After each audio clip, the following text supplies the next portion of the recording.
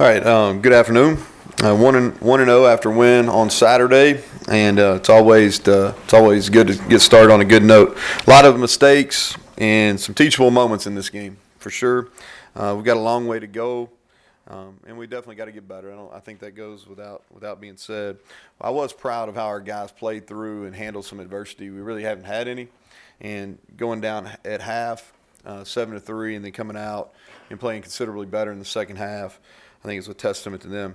What I'll do, and I'll kind of do this routinely in this weekly press conference, I'll kind of give a game recap, kind of look at all three phases, and I'll kind of fill you in on who won awards and why they won them. So real quick, special teams-wise, I thought it was a huge factor. If you look at it, I think the reason we won that game, turnover margins, special teams plays, and we were able to stop the run in the second half. Two game-changing plays on special teams, a fumble recovery and the blocked field goal. The blocked field goal was played big.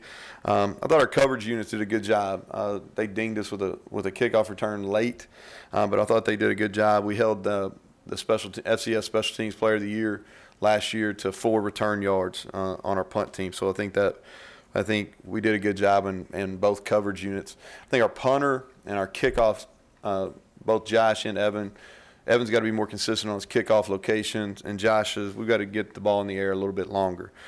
Defensively, we had 2 takeaways.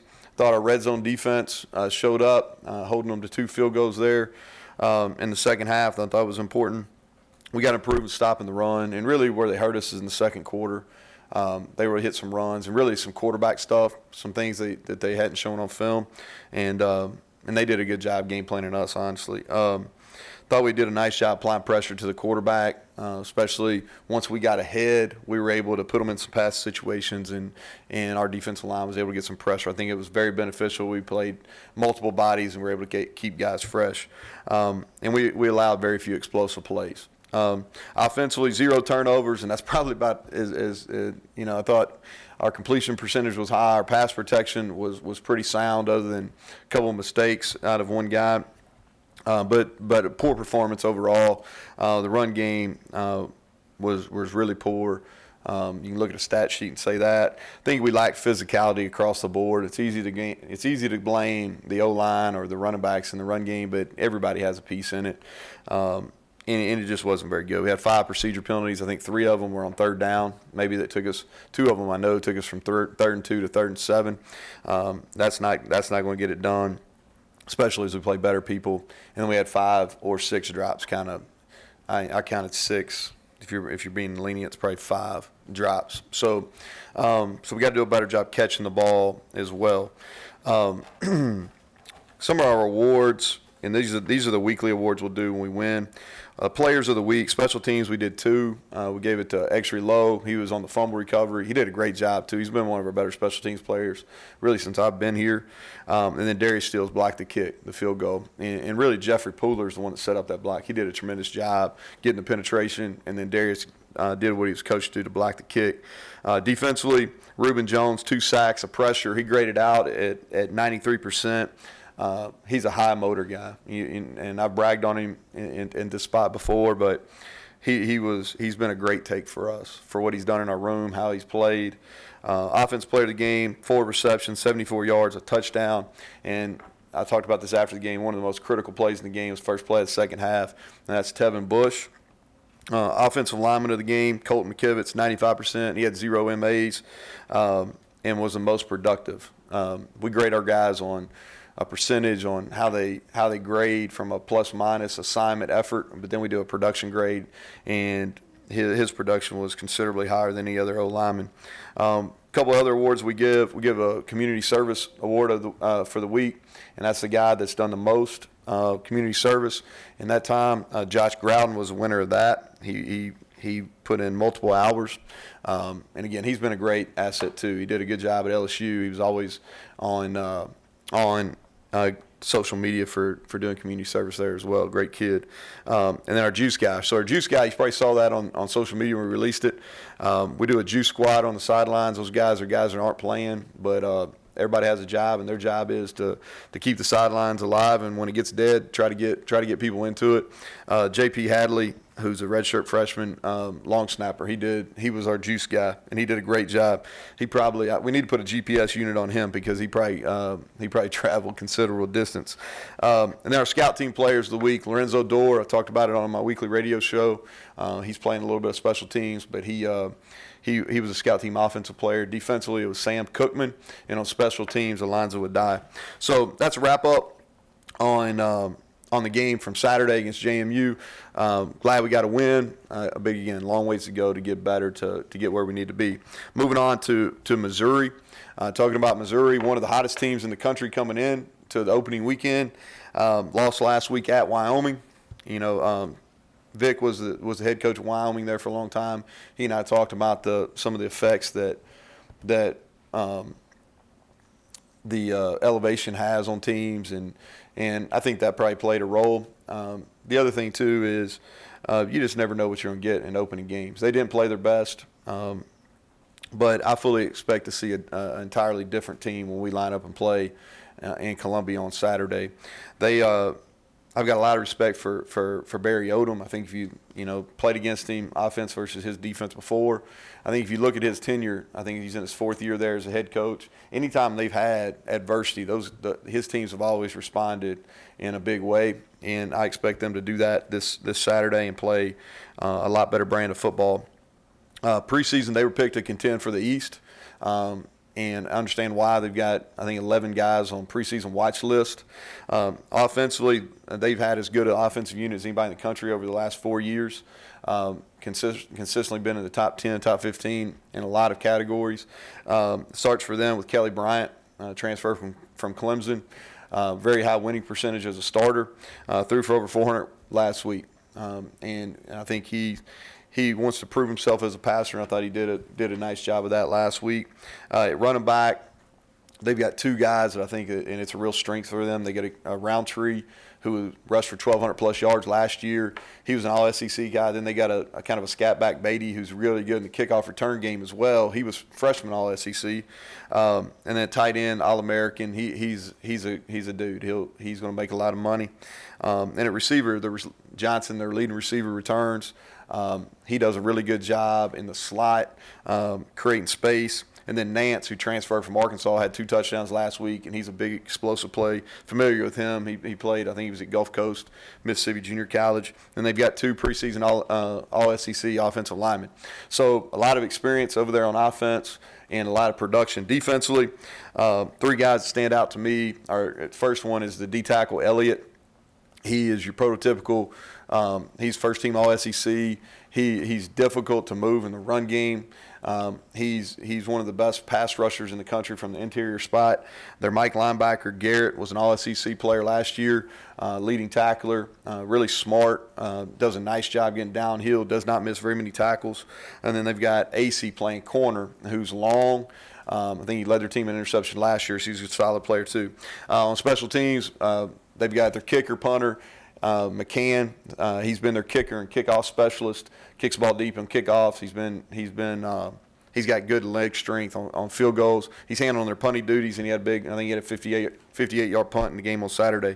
And then punt returner, we've got to be ready for him. Floyd had a 43-yard return last week. He returned 2 for touchdowns back in 2017, so he's explosive.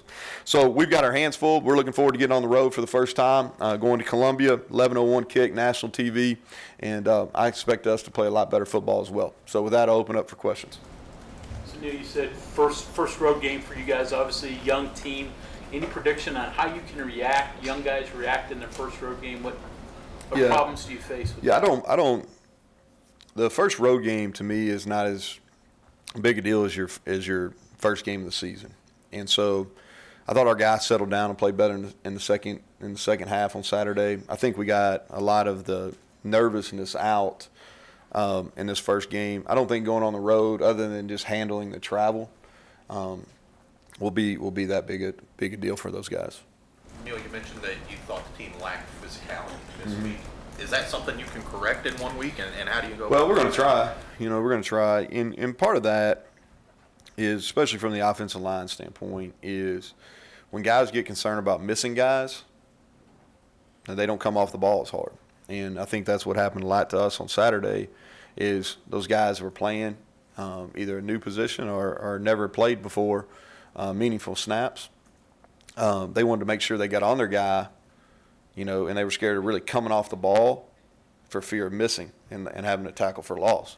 And what we got to do is you got to play in good body position, and you got to use your hands where you can be explosive off the ball. All right, and if you do that and you do what your coach should do, keep your eyes up, you will make contact. All right, and you will get movement. Okay, so I think that's what we got to do. Will we come out and run the ball like Army on Saturday?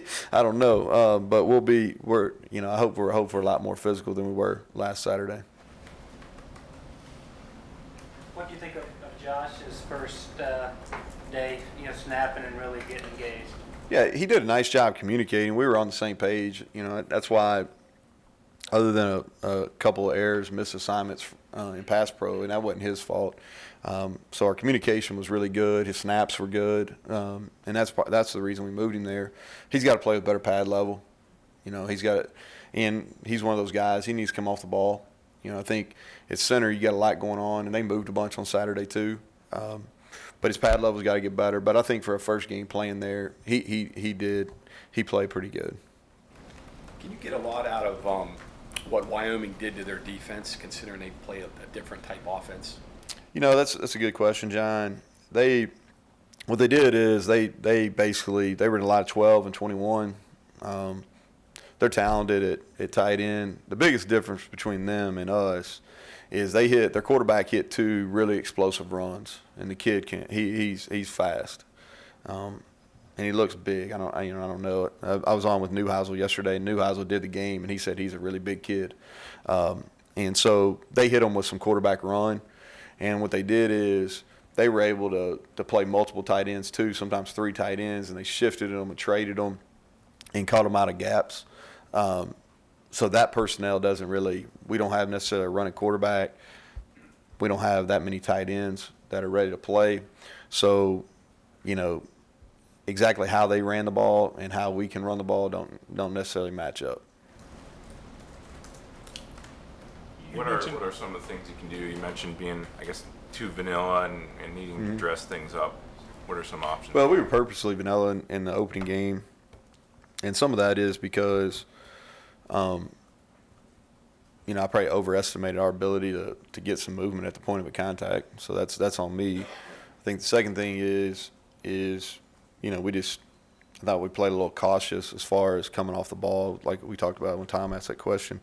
But we've got different things. A lot of these game plans are, we did a lot of this stuff over the summer, and you kind of build out about 4 weeks in advance.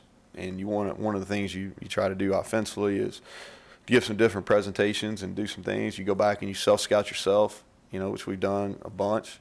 Make sure that you want to have a good understanding of what the defense thinks coming from what you've done in the past. So you try to cross that up a little bit. And you plan that out. So what we did is basically we did a lot of work on Missouri during the summer. Went back and looked at personnel and how they handle some things versus Wyoming and tinker with that game plan, and that's kind of where we're at. You mentioned Exery Lowe on special teams. How does he play when he gets in there at the linebacker? Yeah. And do you have to find a way to get more time out of him? Well, I think he played close to 20 snaps maybe on Saturday at linebacker. Really high effort guy. Probably can up his snaps a little bit. And I think he earned the right to do that. He's a guy that he runs really well, plays sideline to sideline. He's put on some weight, so he's kind of learning that position. But he's a guy that's done a nice job backing up Josh. We probably played Josh a few too many snaps, talking about Chandler on Saturday. So I think Exery is proving himself to get some more reps for sure. Talked about perimeter blocking yesterday, I think it was. Have you seen better out of that in camp, or was it just no? That was one of the biggest surprises for me. We've really blocked well on the perimeter. T.J. Simmons in particular has been our best perimeter blocker.